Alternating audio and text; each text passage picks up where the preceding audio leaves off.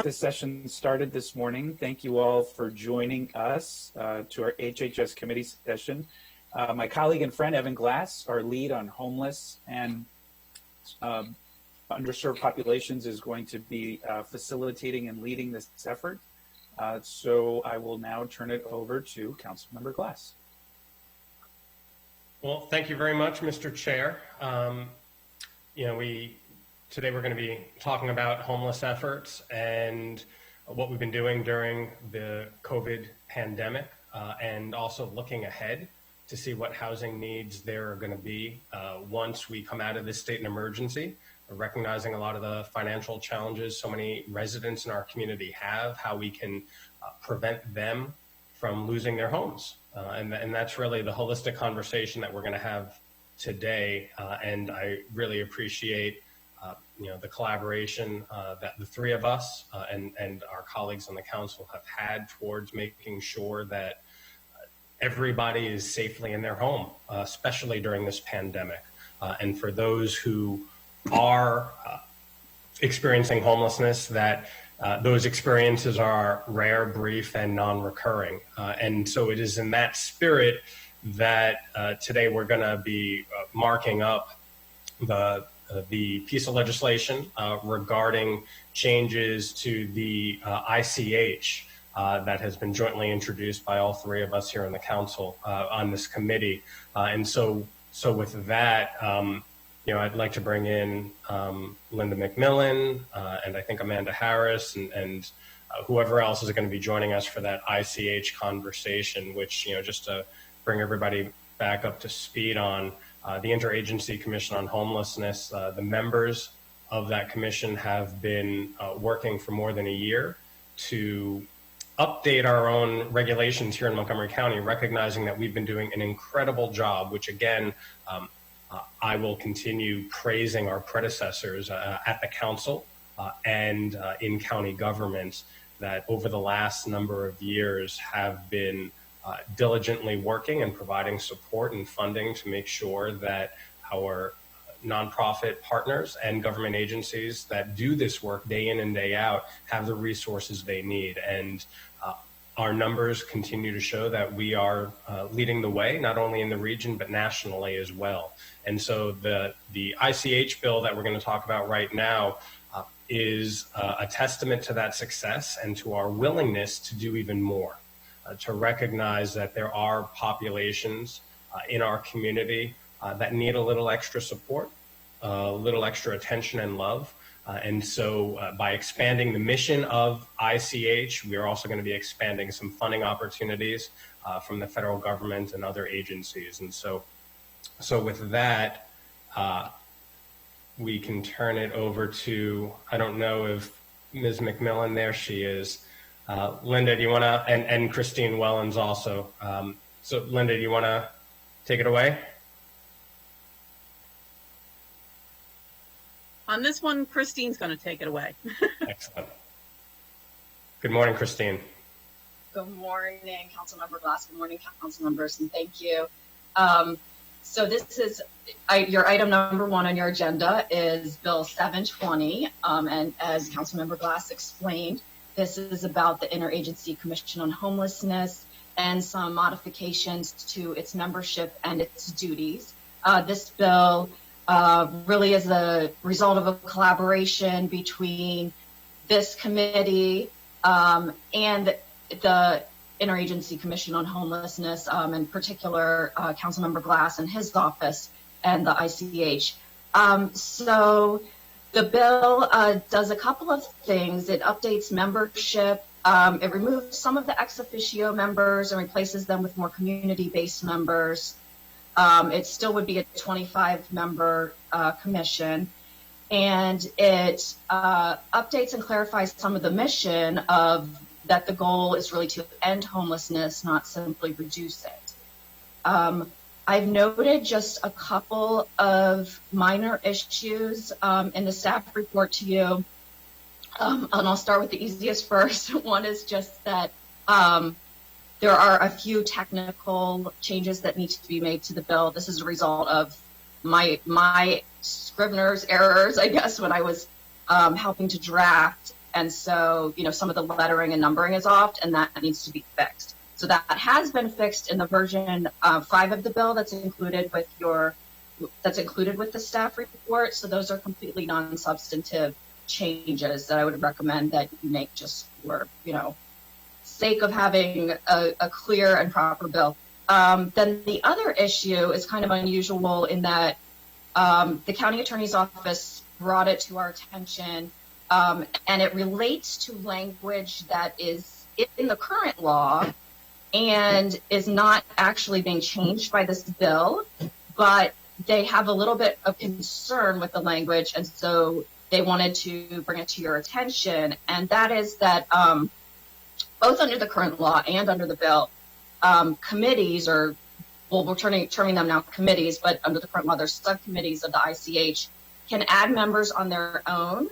And this is a potential problem under the charter, which provides for, members of boards and committees and commissions being appointed and confirmed.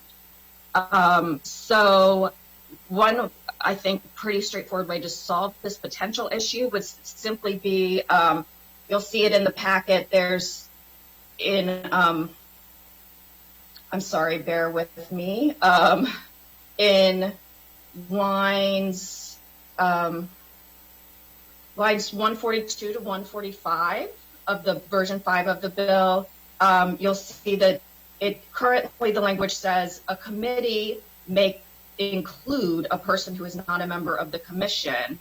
So the revision would be to strike include and change that to consult, so that a committee may consult a person who is not a member of the commission. I don't think it's absolutely essential that you make this change, since it's in the current law, and also, frankly, it appears in other boards and commissions in the code. But I do think it would probably be prudent to make that update. And then, so there's that amendment, and then just the technical amendments that I previously mentioned. Happy to try to answer any questions. Thank you. Sure. And then just to clarify, so the technical amendment speaks for itself, just cleaning up some of the text. And then the second aspect is just to ensure that people who want to participate on the ICH have the ability to do so without being designated official ICH members, and they can do that through the subcommittees, correct? That's exactly right. And just to clarify on the technical amendments, none of the actual substantive text is changed. It's just the numbering and lettering of the various paragraphs.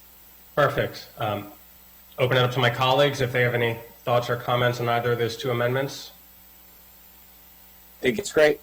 Great. So without objection, the committee will approve that.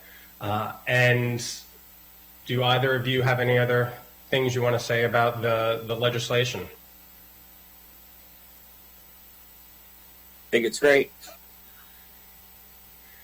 I love efficient meetings. We always have them here at HHS. Okay. You used to chair all the time, Evan. Oh, I'm sorry, Gabe. No. Okay. I don't know if the administration has any thoughts or comments. DHCA, I see. HHS. No. Okay. So all those in favor of moving forward this legislation to expand the ICH scope of work, raise your hand. Excellent. Committee approved. Good work, everybody. Thank you. So, moving right along, thank you, Ms. Wellens, for that. Now we're going to get into the meat and potatoes of this work. And I think it's actually a nice way to frame it that we're talking about. We just approved as committee this legislation to expand the scope moving forward, but now we'll get an assessment on how we're doing at this point in time. And I think the next item up on the agenda is actually a review of the point in time count. And I know that all three of us on the committee spent time back in January through a cold January evening till about 3 or 4 in the morning, walking around our community, counting and speaking with individuals who were experiencing homelessness. I had the opportunity to walk around with Mr. Rice around Rockville Town Center, and I know Chair Albernaz was walking around not too far from there as well. And so let's now just get an update on the results of that point in time count. So I don't know if Ms. Harris or Mr. Demaray, I see you here. Is Amanda Harris on Yes, with us? yes, I'm here. My video has been disabled by the host, so if someone could allow me to share my camera, that'd be great. And then I have a short slide deck. Not sure how to share that. We're working on it a little. We may have a little bit of technical difficulties. I actually just emailed the committee members the slide presentation, just in case you want to pull it up. And that way we can just reference a few of the slides if we can't actually get them up on the screen. So just in general, I'll just start talking in general terms about the point in time. So this year we did have a modest increase over the 2019 count. It was about 4%. But overall, our 10-year trend is definitely going down over the since 2016, we've had a more than 30% decrease in homelessness, which was the largest decrease in the neighboring jurisdictions. So I think we're doing pretty well. All that to say that there are some studies that are suggesting that due to COVID, homelessness could increase by 40 to 45%. So we're in a better position because we have been doing such phenomenal work in getting people connected to housing, but we need to be aware that that could change at any time. The other thing I wanted to highlight just a little bit more about the demographics of people experiencing homelessness. So over the last several years, we have continued to see an increase in the number of older adults experiencing homelessness, and particularly older adults experiencing homelessness for the first time. So in our single adult system, that's street homeless and in shelters, 60% of people are over 45 and 16% are over 62. And I highlight the people that are over 45, even though 45 might not seem that old to many of us. For those experiencing homelessness, no, it's not, right?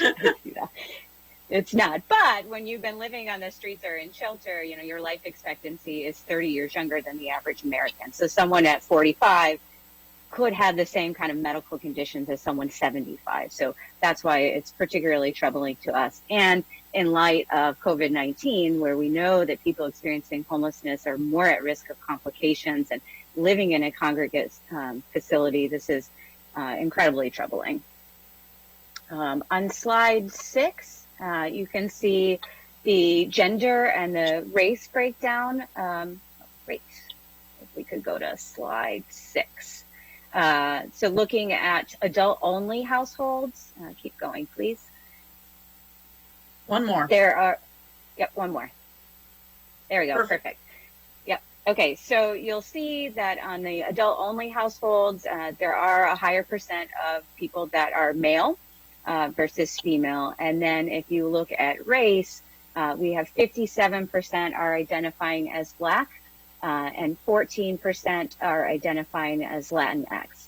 So this is certainly disproportionate to the general population, and even when you factor in poverty. So this continues to be a major concern for us, and recognizing that homelessness is really the result of many other failed systems that have decades of structural racism that lead people to become homeless. So this is troubling. If you could go to the next slide, please.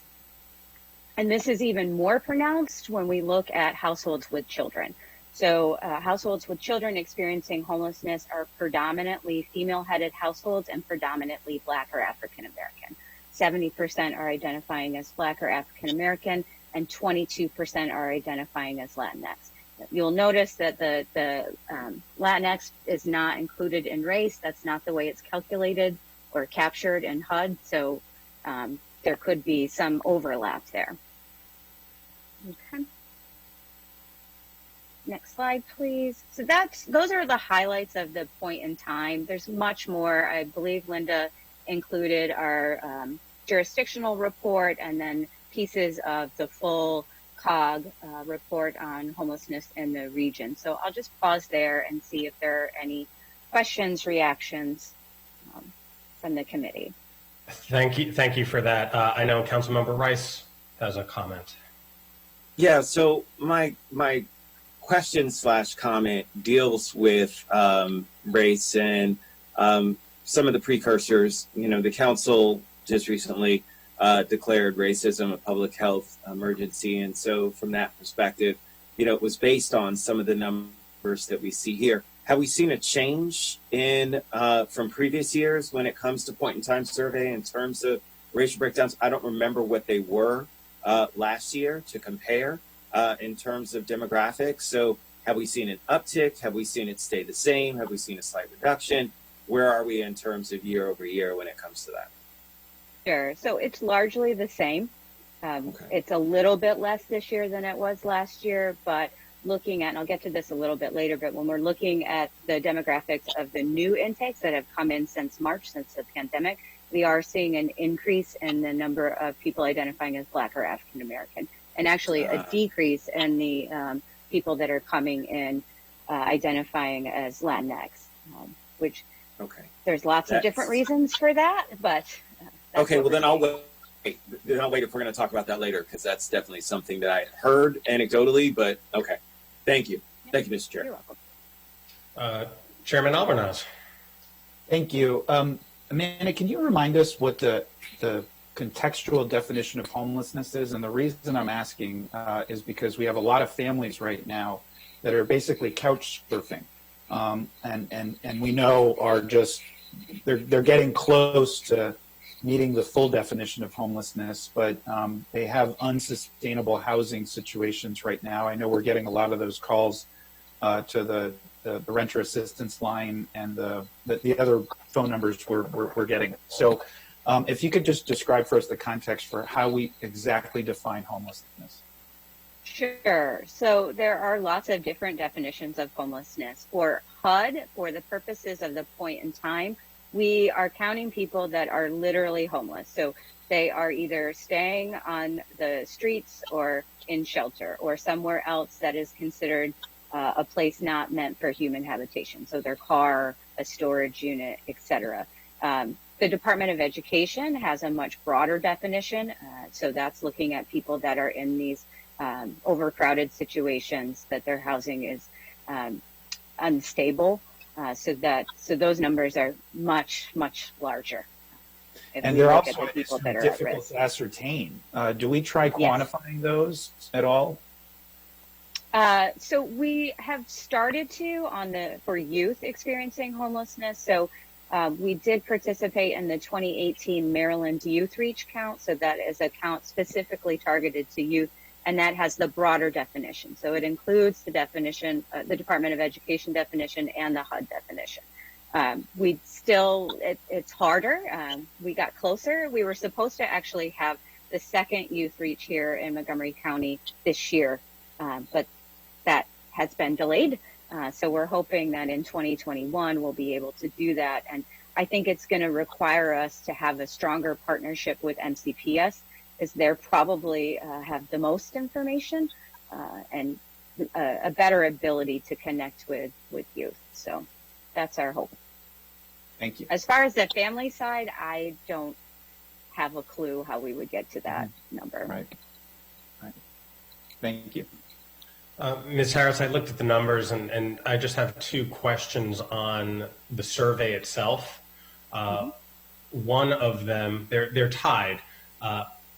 One of the data points, a plurality of individuals on the streets have severe mental illness, 123 this year, which underscores our need to continue to invest and make more investments in mental health services.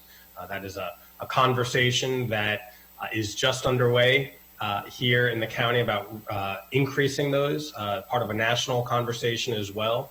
And I think that this data will help provide more impetus. Not that we needed it already, but it's the proof that we need to invest more.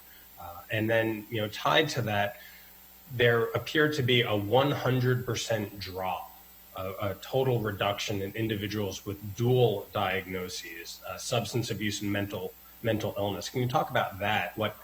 why we think that there is nobody that we encountered that night on the street with a dual diagnosis? Yeah, so I don't think that that's accurate. The point in time, when, especially when we're going out and doing the unsheltered count, it is largely based on self-report. So it may just be that people didn't identify. I would love to say it's because we've done such a wonderful job focusing on the inside, not outside campaign, and we've already taken care of all those people with the dual diagnosis, but I don't think that's the case. So I think it's just a reporting error. But I was happy to see in the subpopulations that we had been trending up on people reporting a physical disability. And that actually went down this year, which was great, significantly went down. And I think that's because we've started to house people, not just based on the federal definition of chronic homelessness, but those that we as a community have identified as extremely vulnerable. So we're seeing more movement in those areas. Excellent, thank you. Unless anyone else has any comments on the point of time count, I think the data, Chair Albanese, yeah, go ahead. It was my first time doing it. I was blown away by the level of organization that went into it. Just the analysis of the geo mapping. It was really impressive. So kudos to you and your team and to all the partner organizations, because I want our public to know that it's not just randomly going out and looking for people. There is a lot, and I mean a lot of work that goes into figuring out specifically where these folks are. And in most cases, we already knew who they were based on past interactions with different organizations. It was just a very impressive operation, and I just want to acknowledge that and thank you for it. Well, thank you. And I would be remiss if I did not say a special thank you to John Mendez and Bethesda Cares and our partners at EveryMind, because they're really the ones that are on the ground that have done this work. So thank you, John. Thank you, EveryMind that's not here, but maybe watching. Absolutely. It's definitely a team effort. The level of coordination, as Chair Albanese said, was fantastic. The geo-mapping, everything he said is absolutely true, and we appreciate all the hard work from county staff and all of our nonprofit providers. And I'll close this conversation by providing an update on something as well. When Councilmember Rice and I were walking around in Rockville, we had done a loop from the Rockville Metro through Town Square and then ended up back at the Metro station around 3:30 in the morning. And while we were there, we encountered an elderly man who was slumped over on the cold concrete steps. And he did not speak English very well. He spoke Portuguese.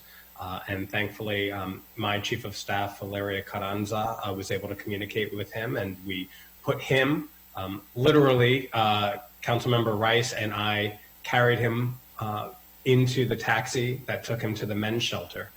And the update I have is that he has been connected with the Portuguese embassy. And they have a passport ready for him should he choose to return home. But he's not quite sure if he has the funding to be able to go home and live back there. But right now he is safe. He is sheltered in one of the hotels that we're providing for him so that he is safe from the elements and also safe from COVID-19. So there is a good story there. And the work that we're all doing is felt. And so I really appreciate it. And Councilmember Rice has an additional comment. Well, just a quick question, and it's one where I'm going to channel one of our colleagues for the millions that are watching at home. Just this morning, I encountered, I'm here in the office in Rockville. I'm actually the only person here on the floor, which is very eerie in itself. But of course, in the period of COVID-19, it's what we expect.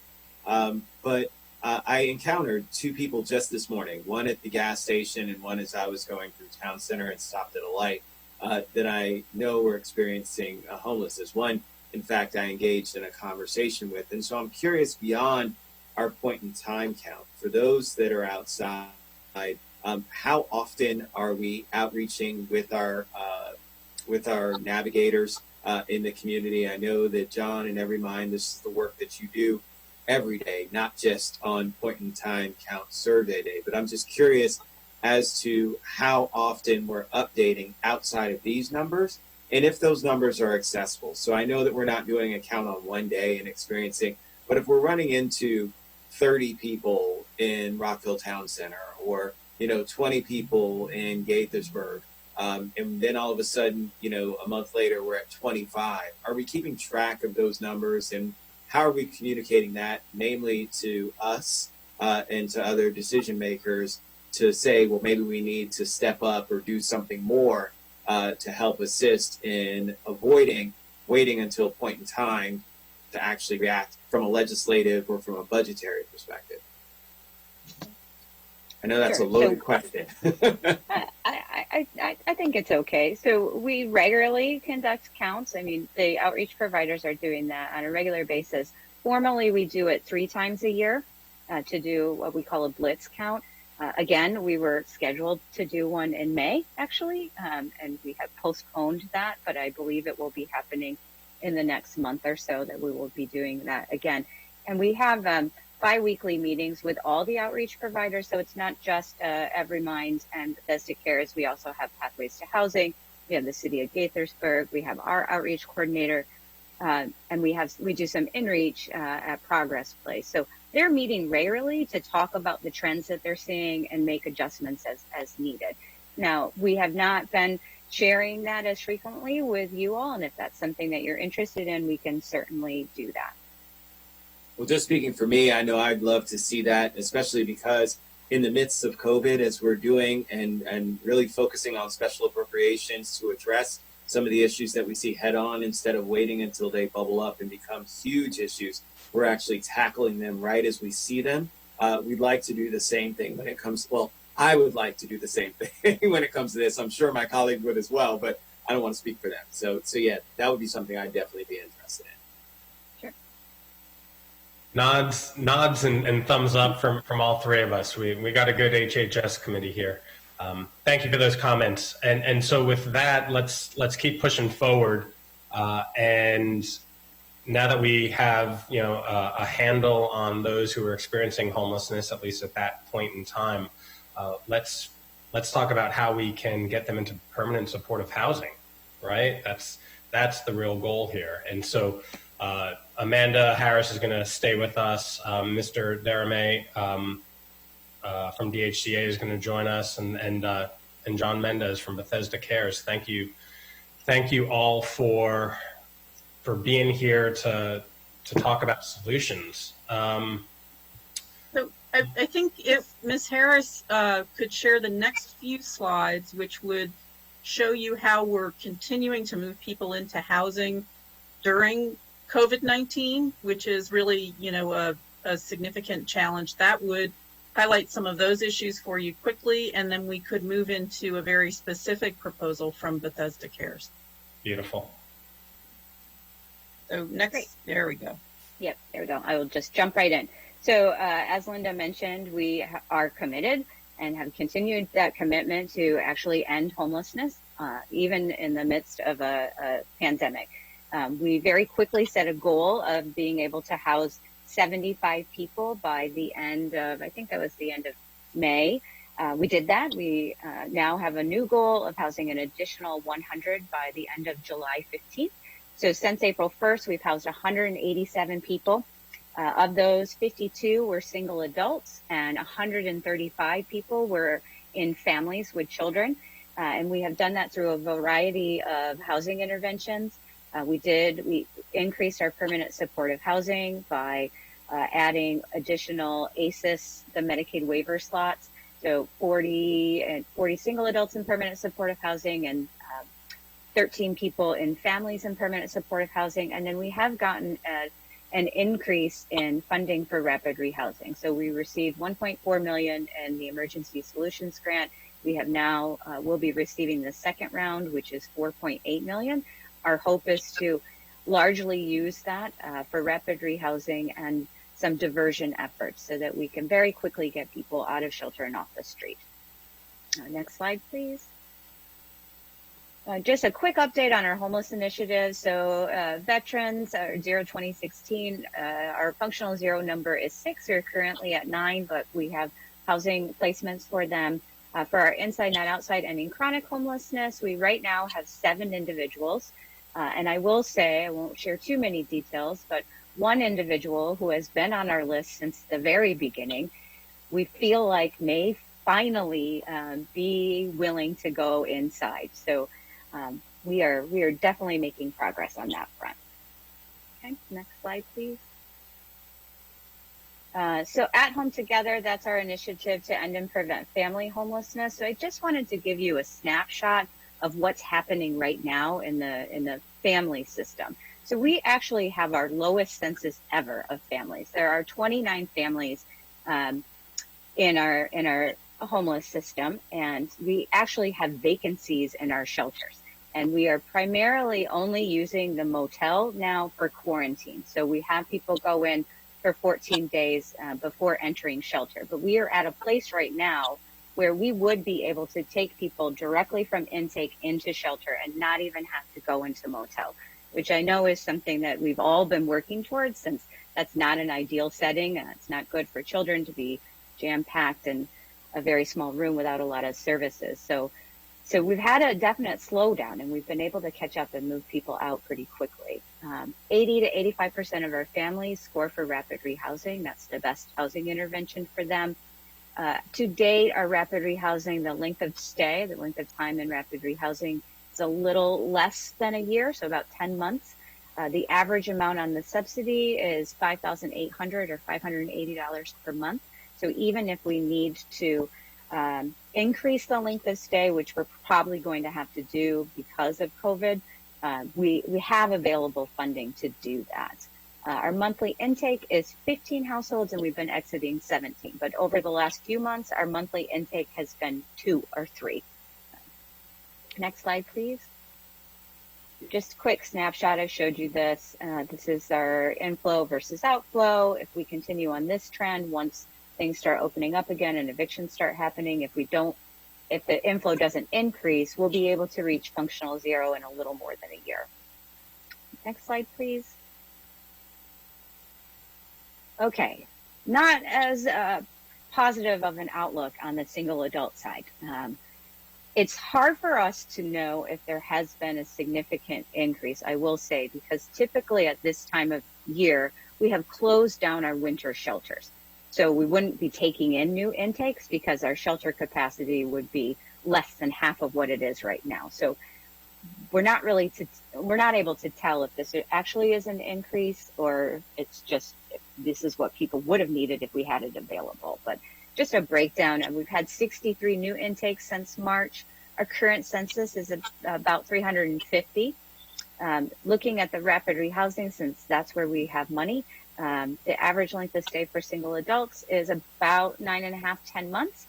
And we're spending approximately $5,400 or $600 per month. So again, we have the flexibility in the rapid rehousing program to actually serve people for up to 24 months. And then if you look on the right side, you'll see a breakdown of what is the best housing intervention for the people that are in our system. So 140 people would be well served in rapid rehousing. Another 100 people should be able to self-resolve with a little bit of assistance. So maybe it's first month's rent and security deposit, a couple months of rent. And then you have 83 people that are identified as needing permanent supportive housing, and 20 outreach clients that we haven't been able to gather enough information to really understand their needs, but I would suspect that they would also need permanent supportive housing. So you're really looking at about 100 people needing PSH, 150 people needing rapid rehousing, and then another 100 or so needing a lighter touch intervention. Next slide, please. Just a profile of the new intakes. I mentioned this briefly. If we're looking at race, so 73% of the new intakes on the single side are identifying as Black or African American, and 8% are identifying as Latinx, which is it's an increase in the number of people identifying as Black or African American and a decrease in those identifying as Latinx.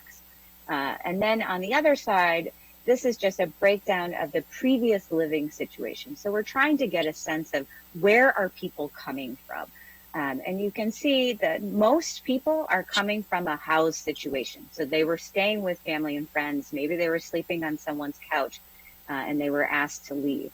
And we do have a fair number of people that are coming from the hospital and from jail. So that's something that we're working with our other systems to try and stop the inflow. But what's encouraging to me here is that if 40% of people they were living with friends and family, those are the people that we should be able to do homeless diversion with. If we're able to support the family for a month or two, will they allow the person to stay? And we've had great success on the family side. We've been able to divert about 70% of people.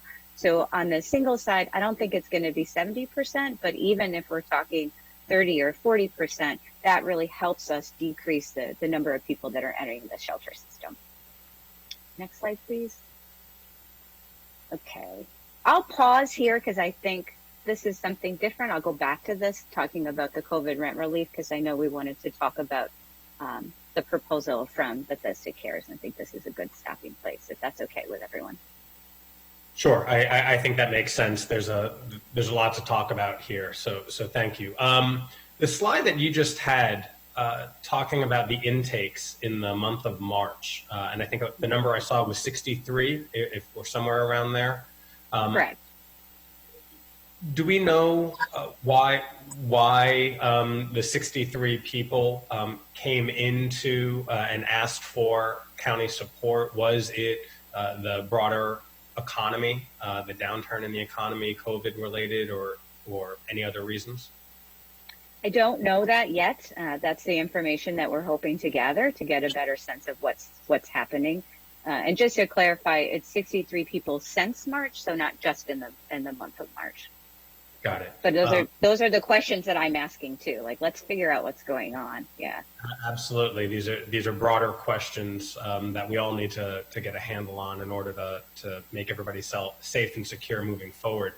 One other question regarding that slide, I saw that there was a percentage that were coming of individuals that were coming right out of the jail, or at least the prison system. What is that communication like? Do we know when people are going to be released and whether or not they will need support from us? Yes and no. I think we're trying to get a better sense. I think we have good communication with our local jail. So I'll talk later about our recovery groups, but we do have Kendra Yoakum from the Department of Corrections and Rehab on our committee. And so we have good communication there. And HHS has behavioral health services that are offered in the jail, but people are coming from other criminal justice systems that we don't always have the best relationship with. Or not relationship, but communication.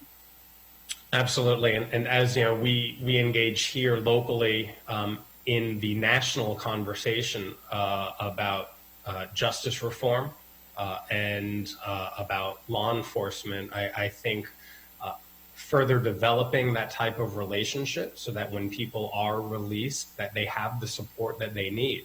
That's one part of that national conversation. Clearly, the other side is preventing and creating environments where people don't need to go into the justice system. But clearly, those that are there now need support when they come out. And so I think strengthening those relationships and levels of communication are going to be key to make sure that people we lower the recidivism rate, quite frankly. Agreed. Any of my colleagues? Councilmember Rice. Thank you very much, Mr. Glasson. You actually bring about a very important point. It's interesting because my office is dealing with one right now where a person is actually returning to the community from federal prison.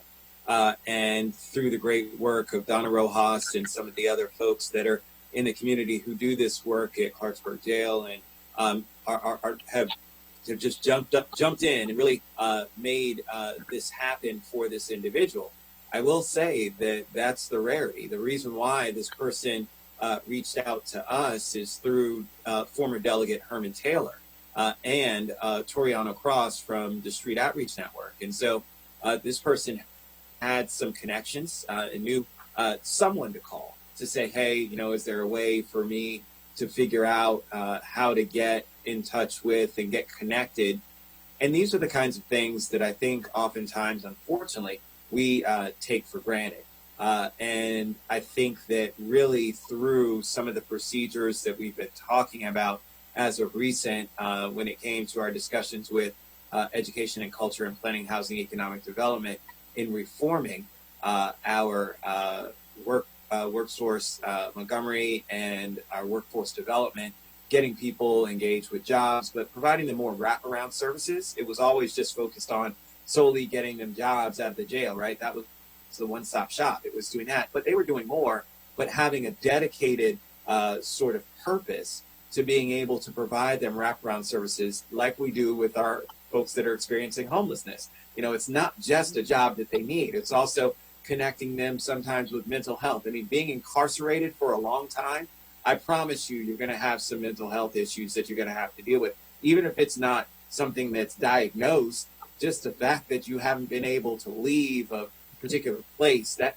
has an impact on you. And so talking to someone about that, the resources that are there from providing shelter, all the kinds of things that we know are important for all of us in our community are going to be the same for these returning citizens. And so I completely agree with you, Councilmember Glass, that this should definitely be a priority for us. I hope that a proposal that's been floated will be something that we'll be able to address and move with, that certainly with our new director of Workforce Montgomery, who is very open and accessible and really forthright in terms of looking at new ways to do this, will help to address. But I think that's a huge point that you bring about, something that we've been talking about for a very long time, and I think that we may have some light at the end of the tunnel. So thank you for highlighting that.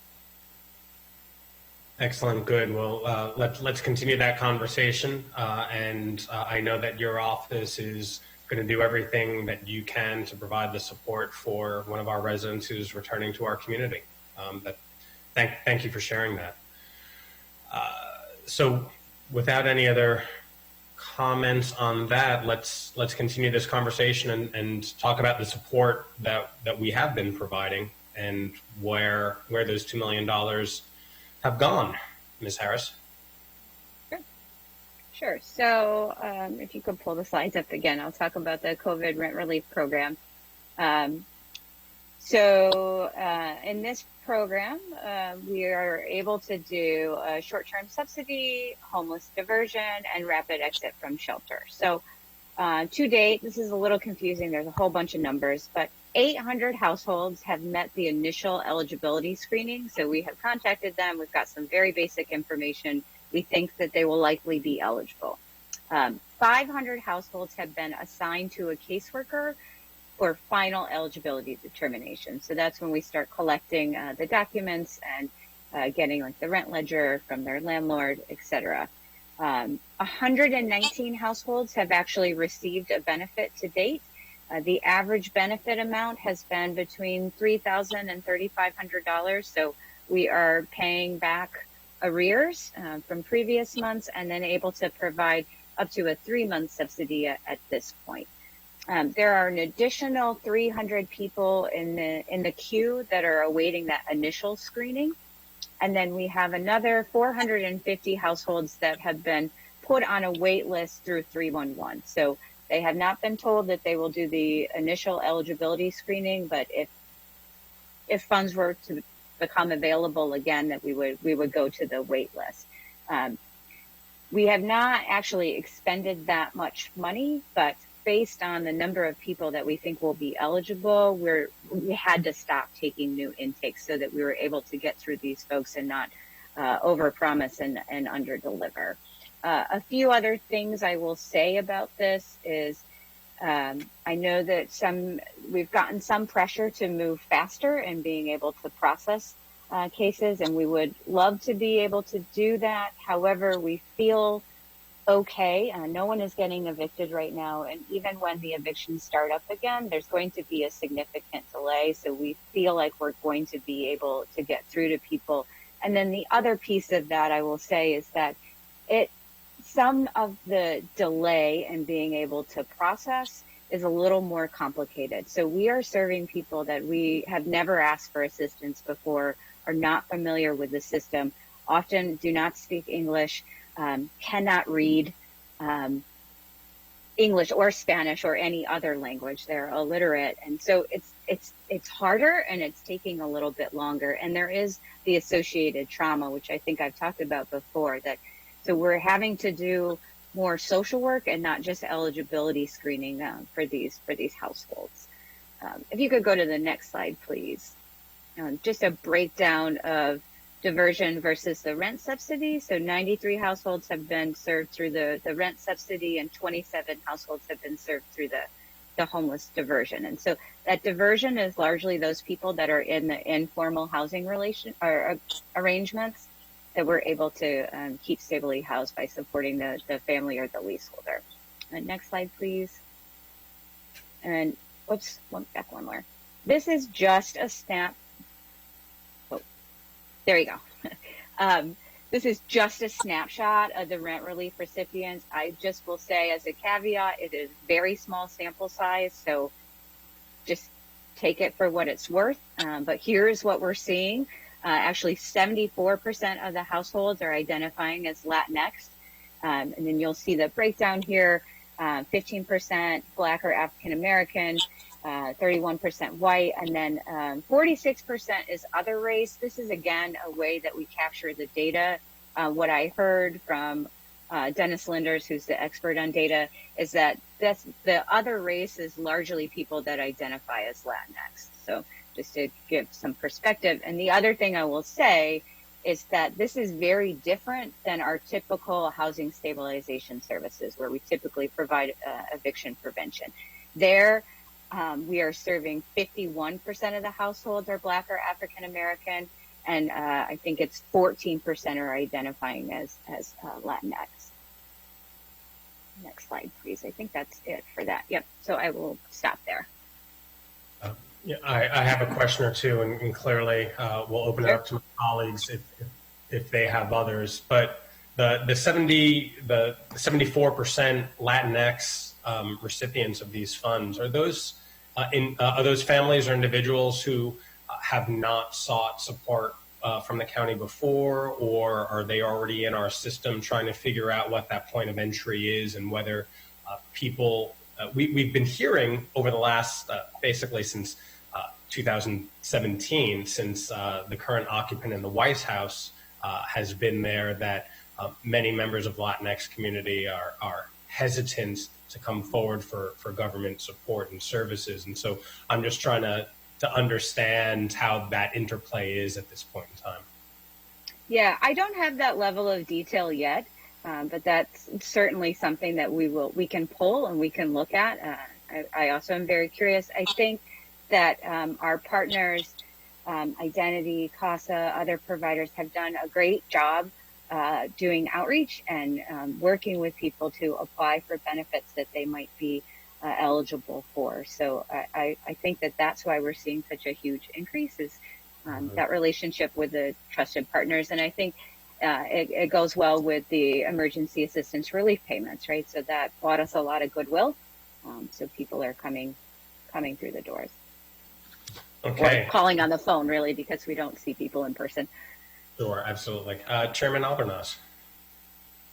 Thank you, Councilmember Glass. I once again want to give you kudos, Amanda. This really, you set up, you listened, you took the time to reach out to stakeholders before setting up this program. You take into account that feedback before going live.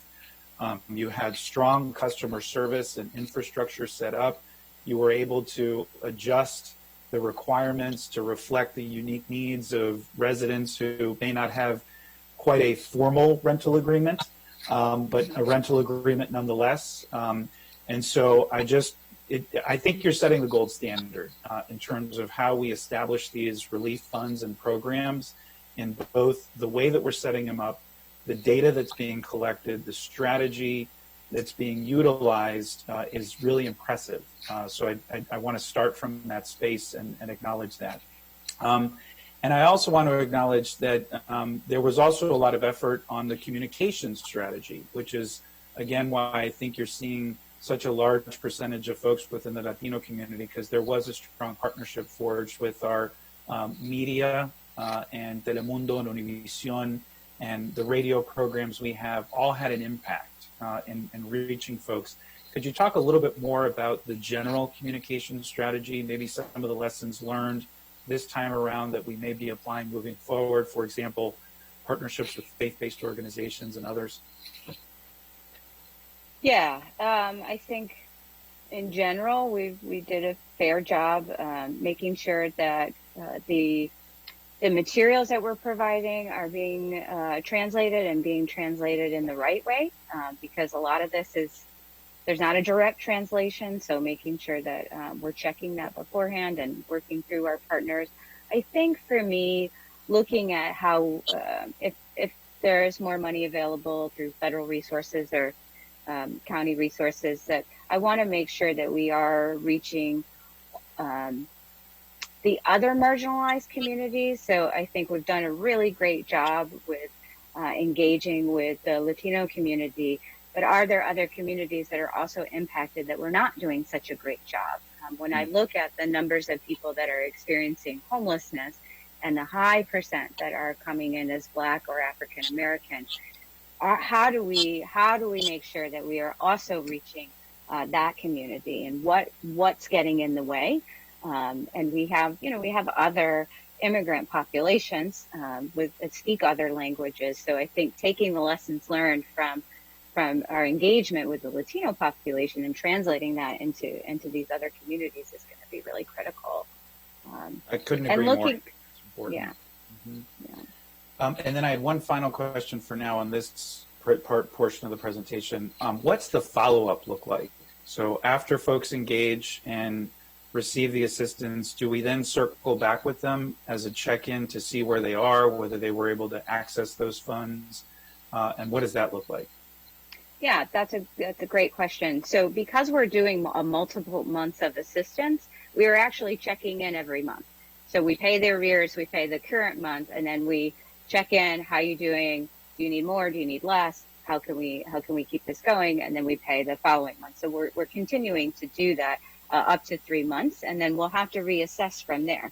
If it gets to a place where at 3 months out, their situation has not changed and they're still not going to be able to afford it, then we have to look at some other strategies. And, we will have hopefully the ability to serve more people in the rental assistance program with some proposed changes to the eligibility criteria there. So I think it's great that we have this influx of money to address the immediate needs, but we do need to start thinking about what are the longer term strategies. We already have so many people that are rent burdened and that are homeless, and providing assistance for 3 months, 6 months, even 2 years is probably not going to be sufficient for everyone. So what are those longer term subsidies that need to as be a follow-up to available? that, are we making other referrals to these folks, to other services within HHS or other county agencies of, workforce, or, how is that handoff going?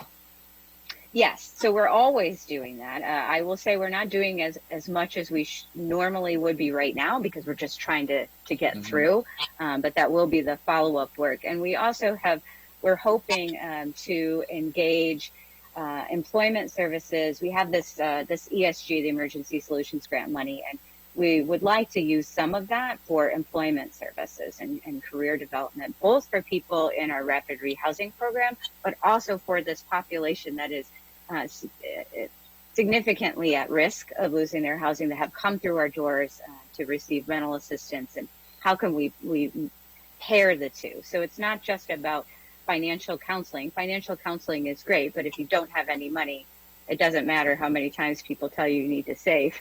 You don't have anything to save. So I think getting people back into the workforce is going to be important. Thank you. Mm-hmm. Thank you. And I want to echo Chair Albernaz's comments just about the process and structure in place to fulfill this work and to do it in a timely manner, which we know was what was required of the moment in this crisis and pandemic. So kudos to you and your staff for this undertaking to make sure that everybody has the support they need to stay in their homes. And clearly the $2 million has already been accounted for. That's the headline there. And so we will continue having conversations, as Councilmember Rice mentioned a few moments ago, about trying to get ahead of situations as they occur. And so we're now on record knowing that the $2 million is gone. And I know that there are efforts out there across the state to have Governor Hogan provide some rental assistance statewide, and we'll be actively engaged in that conversation as well, as we here in the council and in county government do figure out how to allocate the remaining portion of those care funds that we have. And so thank you for that update.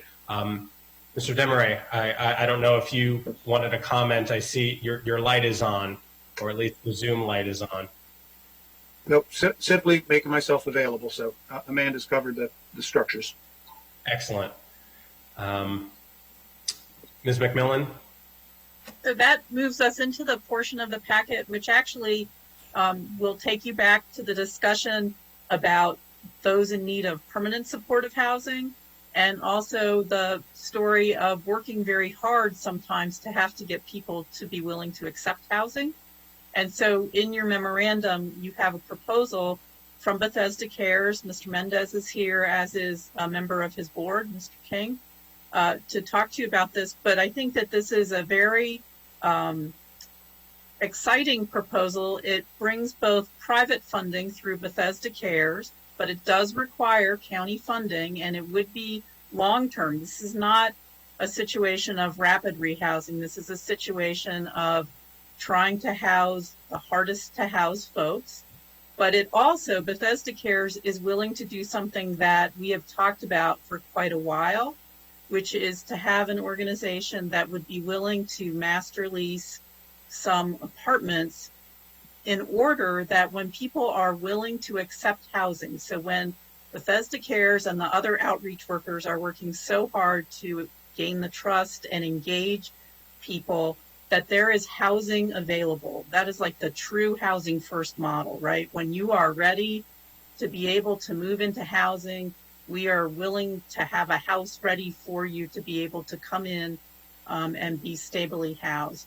And so I know Bethesda Cares, when they first started discussing this with some council members and council staff, of course, would like to think bigger, but they've been really cognizant of the current fiscal situations. And so I think that it's a relatively modest proposal in terms of the long-term commitment of new subsidies, but it does bring their private partners to the table, both in the master leasing, some of the startup costs, and also I think really in an interesting way, some of the wraparound services, medical services in partnership with Kaiser Permanente. And so I would let Bethesda Cares give you some overview comments on this and then ask for the committee's consideration of how to move forward. Well, thank you for teeing that up. I have had the pleasure of having conversations and engaging in this really exciting proposal. Very well thought out, and appreciate Mr. Mendez and Mr. King for being here today to publicly share their proposal to provide more permanent housing, supportive housing for people, because we all recognize that housing is important, and permanent housing is healthcare. Giving people a peace of mind and giving them stability as well. So, Mr. Mendez, you want to share with us your exciting proposal? Yes. So we came to this discussion through a series of meetings through the fall and into the spring about how to address populations that were long-term homeless in Montgomery County, who maybe were not stating that they needed housing at that time, but then a month or 2 months later, they're ready to go, and they're ready to go within a short window, but then the weather warms up or something like that. And these are often individuals who are defined typically as chronic homeless, sometimes dual diagnosis, and they do fall through the cracks. There was some data that Amanda shared earlier that showed there are a number of people that are not responding to the point-in-time county answers and things like that. They're still homeless in Montgomery County, and they have been for a long time. And this is that population that we're talking about. This is also the population of people that many of you as council members get phone calls about quite frequently. What's being done about this person on this bench who's been here for 6 months or 18 months? What's being done about this person in downtown business district where they're sleeping in front of a storefront for a long time? And so this is kind of a win-win scenario for the clients, the proposal itself, the programs that strive to place people into housing, as well as the community who are looking to make sure that they have a lot of people who are in housing and not having to walk over, under, or around people on the streets in downtown business districts. So there's been some support there as well. Bethesda Cares also presents a bundle of private support. We're fortunate this year, many of our funders have contacted us and said, hey, however you need to use this money initially this year because of COVID-19, we're flexible. We know we told you to go buy workstations for your offices, but obviously you can't spend that money on those things now. How can you use it in a different way?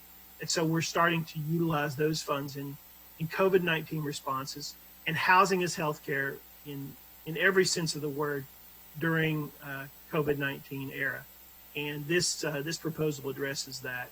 We also looked at flexibility within our one of our current supportive housing contracts, and speed. How fast can we get this done, and how rapid can we get people placed into permanent supportive housing? And so we have one contract in particular that we developed several years ago with the help of Linda McMillan and HHS in our veterans contract that gives us the flexibility to do this. The proposal itself has received support from the Veterans Commission in their statement to council earlier this spring on the budget, and also support from faith-based communities and the Urban Partnership in downtown Bethesda, as well as the City of Tacoma Park. So there's a strong interest in seeing us turn the corner and start to work on some of these most difficult cases.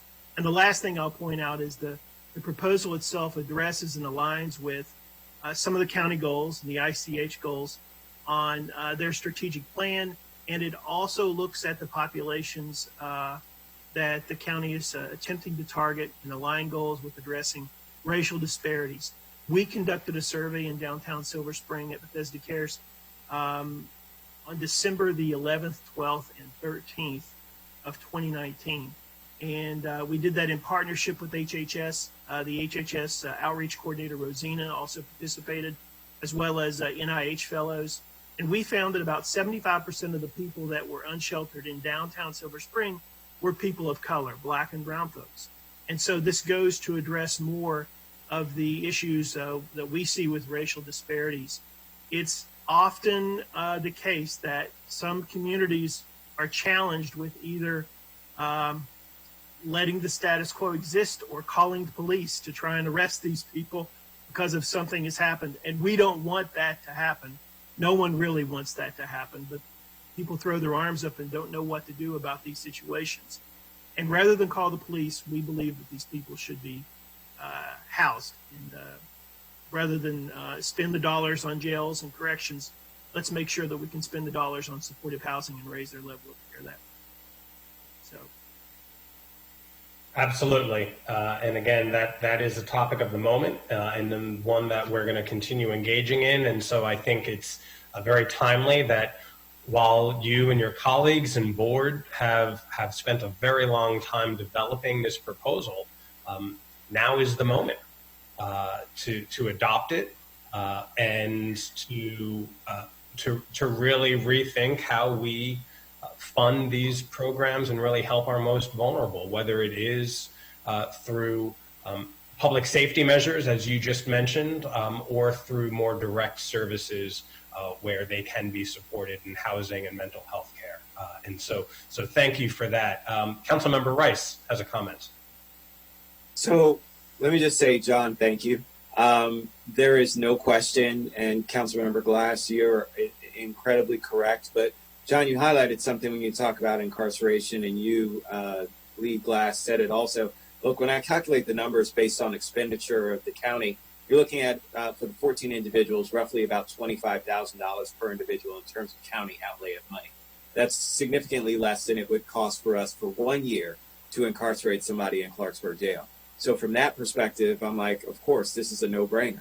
I mean, we've got to start, look, and the reality is that it's going to be tough for us to do it. This is the reason why this is hard, because it's spending money up front rather than pushing it off to later and hoping that you may not have to spend it at all, but then eventually you probably end up doing it anyway. And it's not easy. It's not easy for government to do that and say, I'm going to put this money up front. You see it with Kerwin. The reason why the governor vetoed Kerwin is because he didn't want to invest the money on the front end in terms of avoiding the kinds of situations we're talking about today.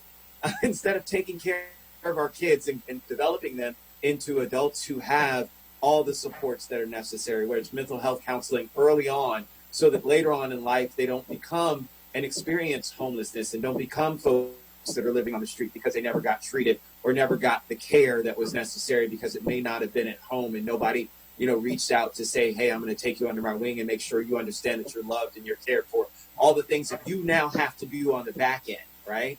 If we gave veterans what they needed to in terms of support, understanding that when they go off and they fight wars and they go and see these tragic things, they're going to need this tremendous wraparound service when they come home. And Veterans Administration is not doing what they need to in terms of supporting them for that. And we pick up the pieces. So yes, it's an absolute no-brainer in terms of that we need to invest upfront early to make these things happen instead of paying much more expensive ways in which we then handle the problem later on. I mean, the fact of the matter of having to call our police officers multiple times, and I'm sorry, Councilmember Glass, I'm on my soapbox. The reason that we have to call, police officers to come and report, that's not what our police officers should be doing. This whole idea of defund the police, part of it is exactly this. Stop having police officers report to the bus shelter at Walmart to tell a person to move along. That's a waste of police resources. And it creates an opportunity for some kind of incident to happen that doesn't need to, right? We need to invest in the right kinds of resources for our community to do what we need to. And so thank you. Thank you for putting this proposal out there. It's incredibly important, something that needs to happen. And I know that, look, we're spending money in a time in which, we're talking about a savings plan. But I also feel as though if you don't spend the money in the right places and devote to doing it, then what's the point of budgets begin? So anyway, thank you, Councilmember Glass, and thank you, Mr. Mendez, for all of your tireless work for folks in the community, and especially those who have served our country so honorably and still are not given the right kind of treatment when they come back to our shores. So thank you. Chairman Albornoz. Thank you, Councilmember Glass. So people don't often realize the synergy or the importance of the connection between our federal government and local government. And it's pretty clear that our Department of Veterans Affairs has taken significant steps backward under this administration. We're seeing that in the COVID response. We're seeing that in the mismanagement that is occurring. And so you can draw a straight line between the dysfunction that's happening at the federal level and yet another example of increased demand and needs at the local level. And so I support this proposal because I do think it's proactive. I do think it's well thought out. I do think it's a wise investment on the front end, which will help save us resources on the back end. But obviously, it's the morally right thing to do to especially support our veterans and those people whom have sacrificed everything on behalf of our country. And so I appreciate, John, the thoughtful approach to this, the best practice approach to this, and I'm confident that Bethesda Cares, as with all of our nonprofit organizations, is well positioned to really make this work. So thank you, Councilmember Glass. I appreciate this proposal. Excellent. And before I make a formal motion for it, Mr. Mendez, I might have missed it, but just for the public conversation and being on the record, this proposal comes with some substantial private support. Can you discuss that a little bit? How much you have already that you're bringing to the table? Right. We so we were able to bundle about almost 100, around 160,000 in private support from individuals and from some of the foundations that we work with that are allowing us to be flexible with our dollars in the COVID year. And money is about 60, I believe about 70,000 of that will be ongoing direct leveraging of the proposal year after year. But the initial funding, an additional portion of about 90,000, is a direct cash investment in the first year to upstart the program, if you will. And then the ongoing subsidy assistance and the things like the mental health investment support that we receive from the county in this budget will be year to year as well. But the private support has been key in making sure that we partner in a successful way with our partners at HHS and County Council. We've worked with Ms. McMillan and Valeria and Amanda, Ms. Harris, and to navigate through this and try and put forth a smart proposal the right way. People say often housing is healthcare, and we also say that it's the smart way to do the right thing. Well, my hat's off to you, your team, your board of directors for doing the hard work to raise $160,000 or so to at least get pledges for that to help leverage public funds. That's the way to do it, and that's an incredible undertaking. So thank you for that. And so, having heard my colleagues and having heard from you, I'm sorry. Okay, I'll make a formal motion for the committee to recommend a special appropriation pending council staff returning to the committee so that we have a better understanding what the source of funding from the county would be, whether it's CARES Act funding or general operating funds. But I throw that motion out there for my colleagues. Seconded by Councilmember Rice. Thank you. All those in favor? Without objection? Great. Good. Well, I look forward to hearing more as we move forward, but the next step will be to hear back from council staff. Ms. McMillan, I don't know if you have any more thoughts about that.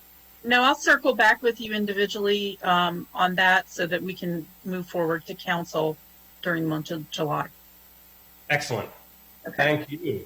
And the last item on our agenda today is the recovery recovery teams. Right.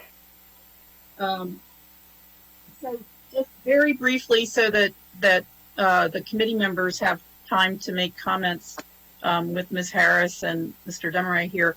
As you're aware, the county executive has set up a recovery framework in relation to homelessness and eviction prevention.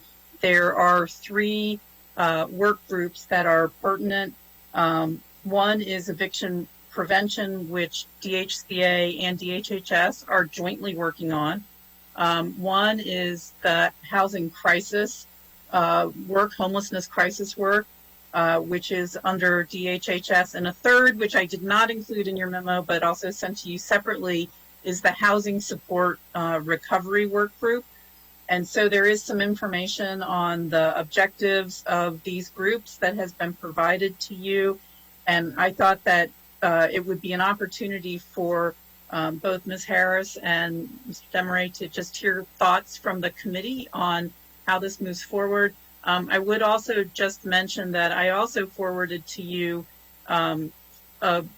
some really wonderful information from Administrative Judge Patricia Harris of the District Court. She is really very willing to engage with the county to discuss how the court will be moving forward on the eviction process once the court reopens. There are a lot of process items that have to be undertaken, and there are actually a lot of parts of the eviction process which may give us all time to work on solutions to what we think the upcoming issues are. So I did want to mention that as well. And with that, I think I would just turn it back to the committee to have, to engage with DHCA and DHHS with their thoughts on the recovery process. Mr. Demaray, do you have any comments you want to? Sure. I'll just introduce that we have a very specific set of deliverables for the eviction and homeless prevention. The deliverables are to focus on recommending through the Recovery Task Force efforts, mitigating activities, things that we as a government, as a community can do to, in the recovery orientation is to look 3, 6, 12 months forward. And the recommendations that we're working with and we're working toward are going to include outreach, particularly a very structured campaign of outreach to the community, to our renters, to our landlords. We do have in the recovery work group structure, we have community representatives, including the landlord community, members of the nonprofit and services communities, putting together ideas. And I just want to focus on this component, which is, this is a situation of rents needing to get paid, and either they can get paid over time with the efforts between landlords and the tenants and residents, and or with assistance from the additional sources that we can bring. So the focus is going to be information connecting our communities of landlords and tenants, bringing that together with support, counseling, community organization understanding, so they can support individuals as they try and navigate. The numbers are extraordinary, as best we can gather at this point. So we're seeing indications that our rental delinquencies have increased by in the neighborhood of 10%. We have 130,000 renters in the county. That puts the impact delinquencies in the 13 or 15,000 household range, and these are households with ongoing rental delinquency. So we're building accrued delinquency numbers that are just extraordinary numbers. So the effort will be to connect all the community members who can and support, and then to share information and help find solutions. Amanda talked to one of the fundamentals, which is to prevent evictions and homelessness. It's to focus on those that are at the highest risk, and the efforts through the programs that have been stood up and were expanded with the additional funding that we'll need to find additional funding to support, but to address the scenarios that will unfold as Linda just spoke to, the courts reopening, the eviction activity being potentially expanded to non-payment of rent in August 31. And so the effort is to really have all the parties that can be informed and structured and ready working, and to, in the meantime, identify additional resources that we can use to connect those most at-risk households to the resources to avoid the events of losing their housing and transition as necessary those to continuing housing. And defer to Amanda to expand on that.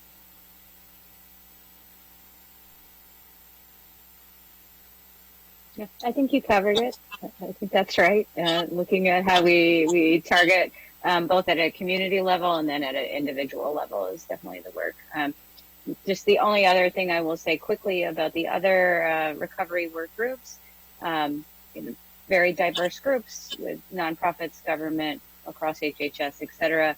I will say just a couple things about the homeless crisis response and some of the challenges that we're facing. So because we need to maintain social distancing and proper bed spacing, one of our major challenges is figuring out our facilities. We are using the rec centers right now, which has been fantastic, and we're so grateful. We understand that is not likely to be a permanent solution. So it's something that we are going to need help trying to figure out. And even we built a new facility at Crabs Branch Way that we were anticipating being able to serve 100 men in that facility, and now we are only able to serve 50. So this is certainly something that we need to start thinking about. And what we are doing is absolutely working. We have done testing in our shelters. We've tested 72% of single adults in congregate facilities, and we have a less than 2% positivity rate. So I'm very reluctant to start cramming people in again in order to prevent the spread.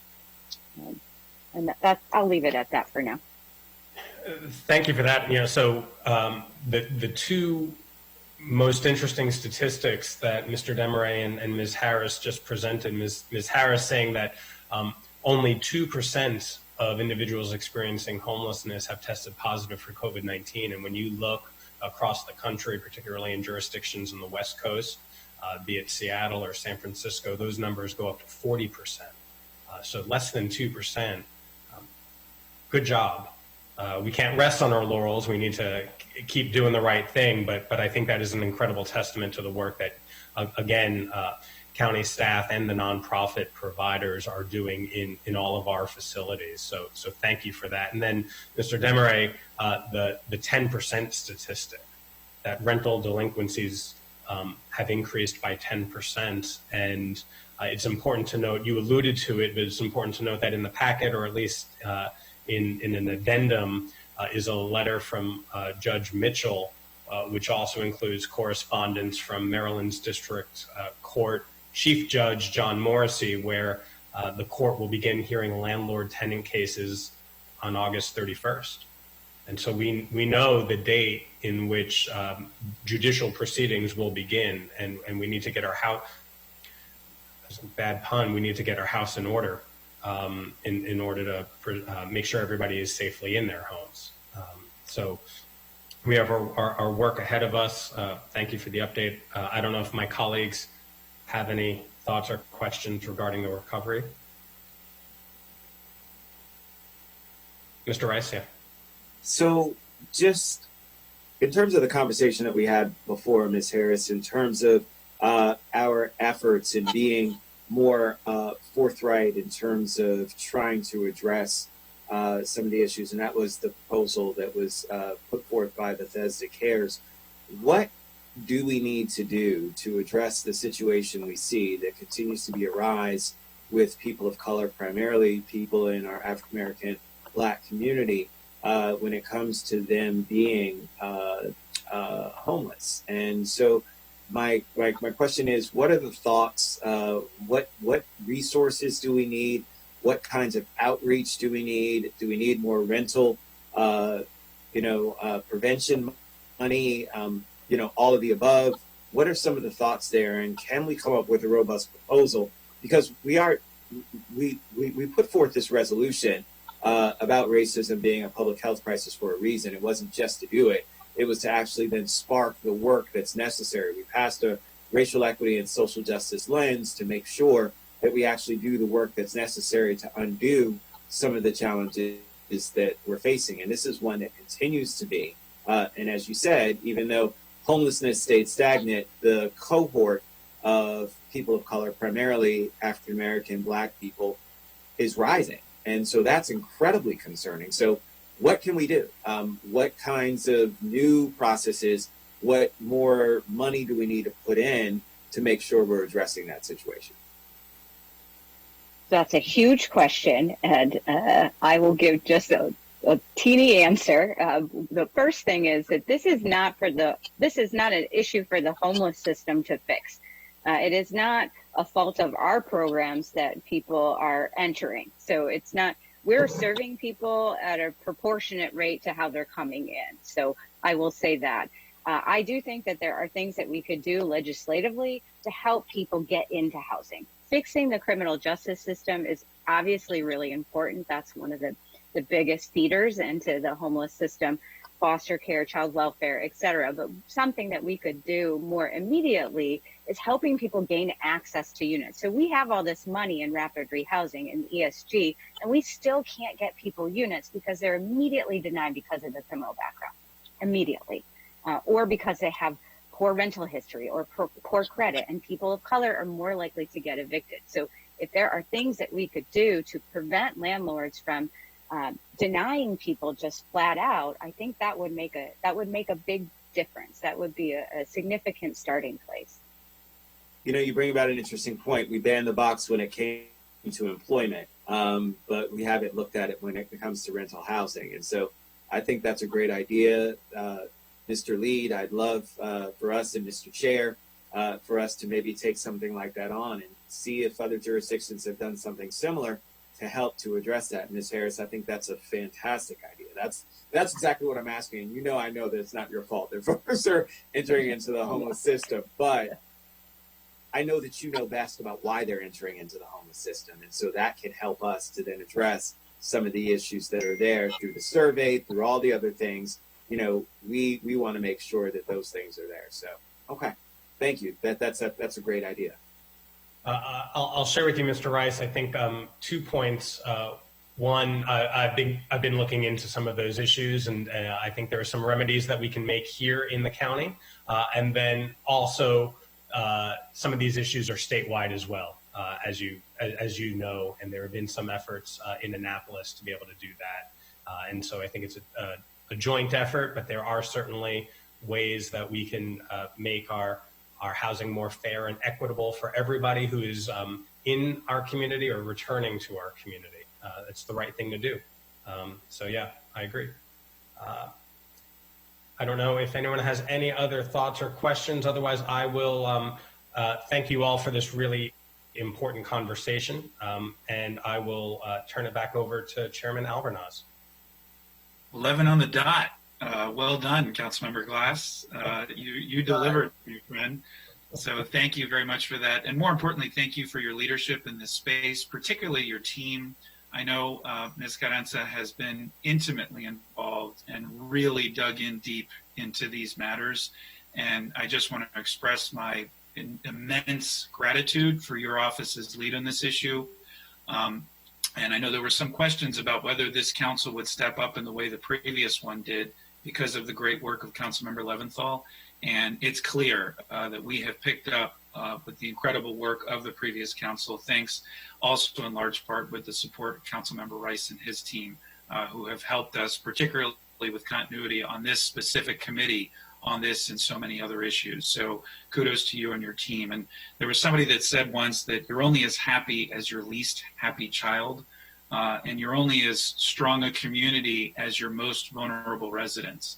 And so clearly this needs to be a continued high level of investment, and I'm confident we will make it. So with that, this committee session, I believe, is adjourned unless Ms. McMillan, we missed anything? Nope. You're good. So we will now jump over to the much anticipated press conference that our county